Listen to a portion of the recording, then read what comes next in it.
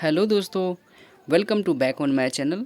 आज की वीडियो में दोस्तों हम एनसीईआरटी पॉलिटिकल क्लास 6 का फर्स्ट चैप्टर विविधता की समझ के ऊपर बात करेंगे।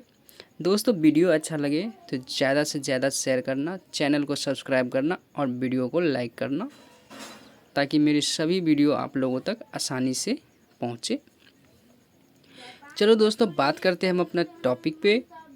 तो आज का जो हमारा टॉपिक है वो है विविधता की समझ। तो विविधता का अर्थ क्या होता है इसके ऊपर बात करेंगे। गरलेस्के के अनुसार विविधता क्या है इसके ऊपर बात करेंगे। भारत में कैसा विविधता है इसके ऊपर बात करेंगे और हम विविधता को कैसे समझ सकते हैं।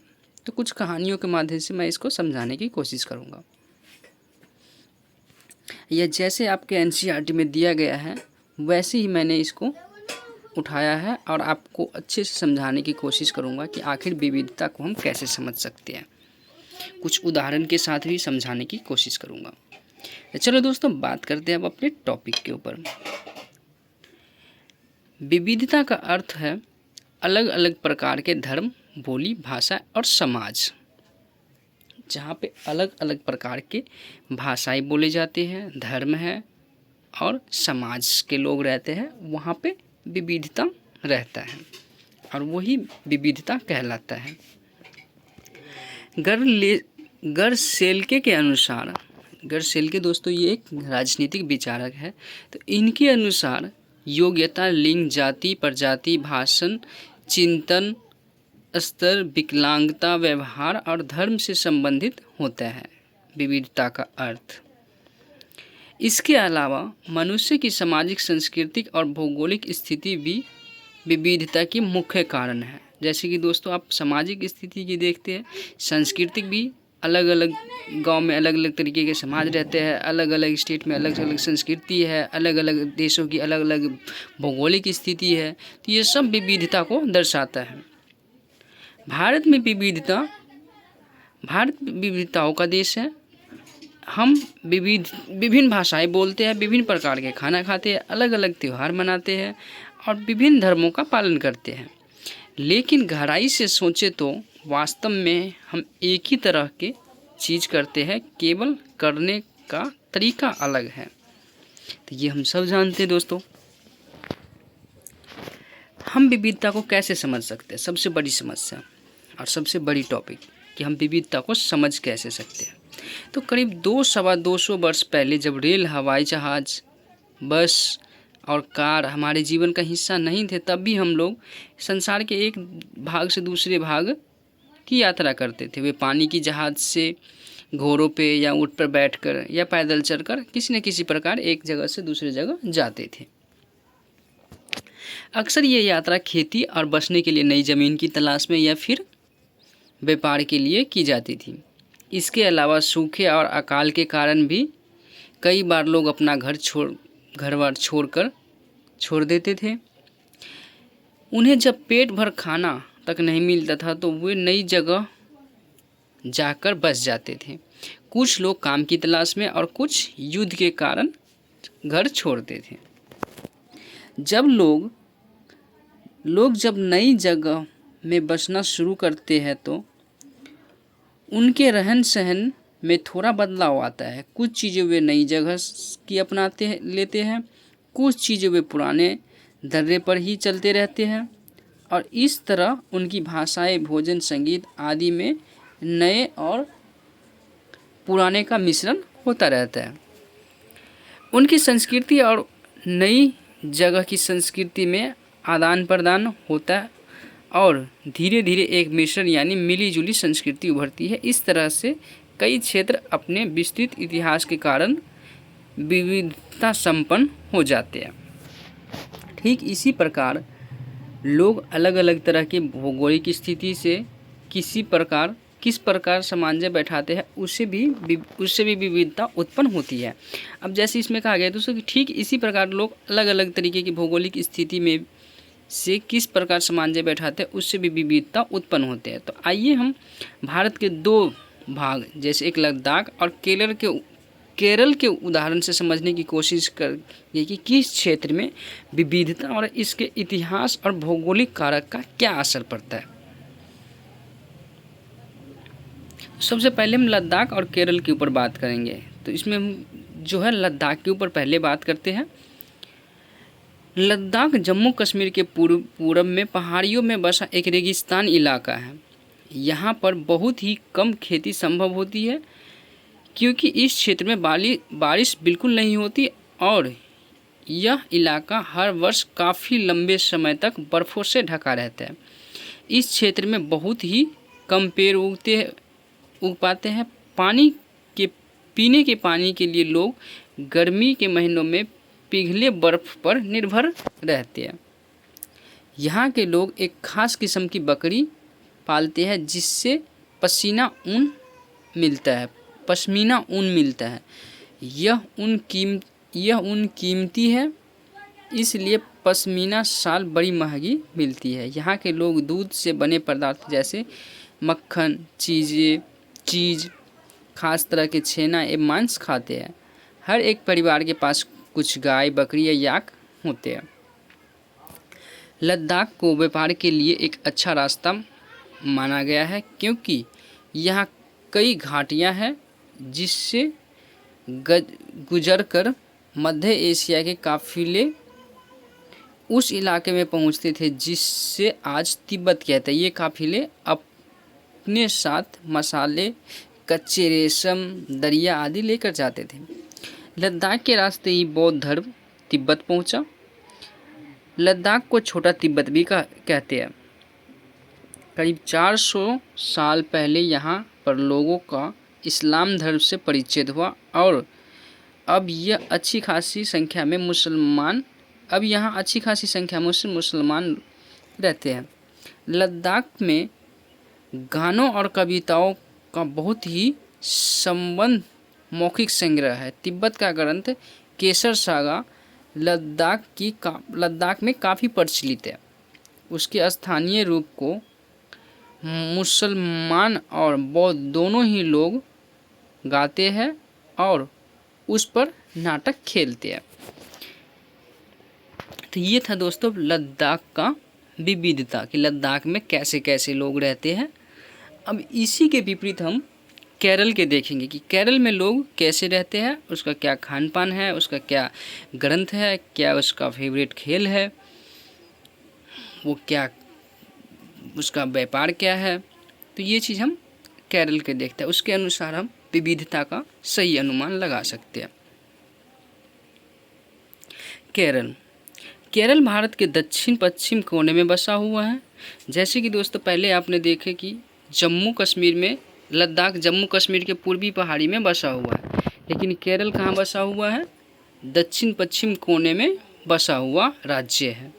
यह एक तरफ समुद्र से घिरा हुआ है और दूसरी तरफ पहाड़ियों से। लेकिन आपने देखा यहाँ पे कि लद्दाख जो है वो समुद्र से नहीं बल्कि पहाड़ में बसा हुआ एक रेगिस्तान इलाका है। इन पहाड़ियों पर विविध प्रकार के मसाले जैसे काली मिर्च, लौंग, इलायची आदि उगाए जाते हैं। इन मसालों के कारण यह क्षेत्र व्यापारियों के लिए बहुत ही आकर्षक बना है।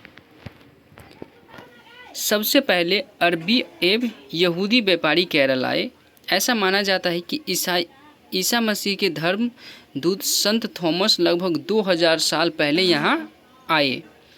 भारत में इस ईसाई धर्म सम्मेलन का श्रेय उन्हीं को जाता है। अरब से कई व्यापारी यहाँ आकर बस गए। वास्को डी गामा पानी के जहाज से यहाँ पहुँचे तो पुर्तगालियों ने यूरोप से भारत तक का समुद्री रास्ता खोजा। लेकिन ये जो खोजने का है दोस्तों ये गलत है। ऐसा माना जाता है कि इन्होंने खोजा है, लेकिन इससे भी पहले कि हम अगर इतिहास पढ़ेंगे तो उसमें बताया जाता है कि इंडिया के जो लोग था वो पहले यूरोप में और अपना व्यापार करता था और वो भी समुद्री रास्ते से भी करता था और ज़मीनी रास्ते से भी। तो यहाँ पे ये एक अपना दबदबा दिखाया था जब हम लोग गुलाम थे अंग्रेज़ों का। तो ये वहीं से है, ये अपने इतिहास को ज़िंदा रखने के लिए हमारे इतिहास को दबा दिया।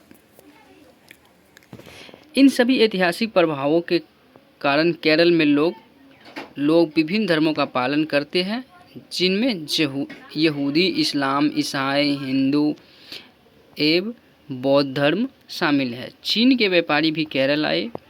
यहाँ पर मछली पकड़ने के लिए जो जाल का इस्तेमाल किए जाते हैं वे चीनी जालों से हूबहू मिलते हैं। उन्हें चीना वाला कहते हैं, क्योंकि हूबहू मिलेगा जिस आदमी से वहीं से कहेगा, तो इसीलिए इसको चीना वाला कहते हैं। तलने के लिए लोगों को जो बर्तन इस्तेमाल करते हैं उसे चीना चट्टी कहते हैं। इसमें चीनी शब्द इस बात की ओर इशारा करता है कि इसकी उत्पत्ति कहाँ हुई, मतलब जिसका जैसा शब्द होगा वैसा ही उसका जगह भी होगा, तो इसलिए चीन में हुआ होगा। तो केरल की उपजाऊ ज़मीन और जलवायु चावल की खेती के लिए बहुत उपयुक्त है और वहाँ के अधिकतर लोग मछली, सब्जी और चावल खाते हैं। अब यहाँ पे हमने देखा दोस्तों, लद्दाख के लोग क्या करते थे, वो एक खास तरह के भेड़ पालता था, यानी बकरी पालता था वो, और उससे पश्मीना ऊन निकलता था, जिससे वो शाल बना करके और महंगे दामों में बेचते थे और मांस, मछली और दूध से बने हुए चीज़ खाते थे। लेकिन यहाँ पे विपरीत है, यहाँ के लोग खेती करता है, मछली पालन करता है, सब्जी उगाता है। तो ये एक महत्वपूर्ण विविधता है। तो आप लोग समझ गए होंगे कि कैसे विविधता को समझेंगे। किसी भी एक जगह स्थान या एक व्यक्ति से दूसरे व्यक्ति के बीच में जो कंपेयर करेंगे या उसके बीच में जो भी डिफरेंस होगा या जो भी अलग होगा, विभिन्न होगा, वही विविधता है। जहाँ केरल और लद्दाख की भौगोलिक स्थिति एक दूसरे से बिल्कुल अलग है, दोनों क्षेत्रों के इतिहास में एक ही प्रकार के संस्कृति प्रभाव है। दोनों ही क्षेत्रों में चीनी और अरबों से आने वाले व्यापारियों ने प्रभावित किया, यानी दोनों क्षेत्रों को, उसमें दोनों क्षेत्रों में विभिन्नता तो है, लेकिन एक कॉमन फैक्टर जो ये है कि चीनी और अरब से आने वाले जो व्यापारी थे उन्होंने दोनों क्षेत्रों को प्रभावित किया, व्यापार की दृष्टि से और सांस्कृतिक दृष्टि से भी। जहाँ केरल की भौगोलिक स्थिति ने मसाले की खेती संभव बनाई, वहीं लद्दाख की विशेष भौगोलिक स्थिति ने व्यापारियों को अपनी ओर खींचा। इस तरह पता चलता है कि किसी भी क्षेत्र की संस्कृति जीवन का उसके इतिहास और भूगोल से पर्या गहरा रिश्ता रहता है। अब विविधता में एकता, ये भी हमारा जो मुख्य टॉपिक है दोस्तों। भारत को एक विविधता में एकता वाला देश कहा जाता है, तो वही है। तो भारत की विविधता या अनेकता को उनकी ताकत का स्रोत माना जाता है। जब अंग्रेज़ों का भारत पर राज था तो विभिन्न धर्म, भाषाओं और क्षेत्र की महिला और पुरुष ने अंग्रेज़ों के खिलाफ मिलकर लड़ाई लड़ी। भारत के स्वतंत्रता संग्राम में अलग अलग परिवेशों के लोग शामिल थे, यानी अलग अलग धर्मों के लोग शामिल थे। उन्होंने एकजुट होकर आंदोलन किया, इकट्ठे जेल गए और अंग्रेज़ों का अलग अलग तरीक़ों से विरोध किया। जवाहरलाल नेहरू ने अपनी किताब भारत की खोज में लिखा कि भारतीय एकता कोई बाहर से थोपी हुई चीज़ नहीं है, बल्कि यह बहुत ही गहरी है, जिसके अंदर अलग अलग तरह के विश्वास और प्रथाओं को स्वीकार करने की भावना है। इसमें विविधता को पहचानना और प्रोत्साहित किया जाता है। ये है दोस्तों भारत में विविधता की एकता। अब ये अभ्यास प्रश्न है जो एनसीईआरटी में दिया गया था, तो इसलिए मैंने यहाँ पे आपका जो अभ्यास क्वेश्चन है इसलिए मैंने ये लिया है। तो इसमें देखो क्वेश्चन क्या है, अपने इलाके में मनाए जाने वाले विभिन्न त्यौहार की सूची बनाइए। इनमें से कौन से त्यौहार सभी सदस्यों द्वारा मनाया जाता है। तो आप जितने भी बच्चे ये वीडियो देख रहे हैं या देखोगे तो आप प्लीज़ इसका एक अपने अपने क्षेत्र का एक सूची बना के आप मुझे कमेंट करना, ताकि मुझे भी पता चले कि आप लोग कहाँ से हैं और इसमें आपके यहाँ पे क्या क्या त्यौहार मनाए जाते हैं और हमारे यहाँ क्या क्या मनाए जाते हैं। आपके विचार में भारत की संबंध एक विविध विरासत विरासत आपके जीवन को कैसे बेहतर बनाती है। यानी आपके विचार में भारत की संबंध एक विविध विरासत आपके जीवन को कैसे प्रभावित बनाती है। तो यानी हमारे जीवन में ये जो विविधता है ये कैसे हमें प्रभावित करता है, ये कैसे इसको बेहतर करता है, तो इसके ऊपर भी आप विचार कर सकते हैं। आपके अनुसार अनेकता में एकता का विचार भारत के लिए कैसे उपयुक्त है। भारत की खोज किताब से लिए गए इस वाक्यांश में नेहरू भारत की एकता के बारे में क्या कहना चाहते हैं। तो नेहरू जी भारत की एकता में यही कहना चाहते हैं कि भारत बेशक विभिन्न जाति, धर्म, भाषा बोलने वाले या विभिन्न क्षेत्रों में रहते हैं, लेकिन उसके अंदर एक जज्बा है कि वो भारतीय है, हिंदुस्तानी है। लद्दाख एवं केरल की तरह भारत की कोई एक क्षेत्र चुनिए और अध्ययन कीजिए कि कैसे उस क्षेत्र की विविधता को ऐतिहासिक और भौगोलिक कारक प्रभावित करता है। तो आप इसके ऊपर दोस्तों आप राजस्थान को ले सकते हैं और कारगिल को, क्योंकि ये दोनों फेमस जगह भी है और कारगिल हमारा जो एक युद्ध क्षेत्र भी है, जो हिंदुस्तान पाकिस्तान का युद्ध हुआ था 1999 में। और आप राजस्थान भी देख सकते हैं क्योंकि ये पाकिस्तान से लगता हुआ है, लेकिन इसमें दोनों चीज़ में कॉमन बात यही है कि ये कारगिल और राजस्थान दोनों के दोनों पाकिस्तान से लगता हुआ हमारा देश के सीमा है। तो आप इसके ऊपर विचार कर सकते हैं, क्या ये ऐतिहासिक और भौगोलिक कारक आपस में एक दूसरे जुड़े हुए हैं, कैसे। तो भी सी बात है दोस्तों, अगर ऐतिहासिक कारक भी है, क्योंकि कहीं पे भी इतिहास और भूगोल एक साथ होगा, जहाँ का इतिहास है वहाँ का भौगोलिक स्थिति भी वैसे ही होगा, और जहाँ पे भूगोल है वहाँ का कुछ ना कुछ तो इतिहास भी है, तो वो एक दूसरे के साथ जुड़ा हुआ है। तो चलो दोस्तों, चैप्टर हमारा आज का ख़त्म हो गया है। अगला वीडियो मैं इसके दूसरे चैप्टर के ऊपर लेकर के आऊँगा। तो प्लीज़ वीडियो अच्छा लगा हो तो आप ज़्यादा से ज़्यादा शेयर करना, चैनल को सब्सक्राइब करना और वीडियो को लाइक करना। पूरा वीडियो देखने के लिए धन्यवाद।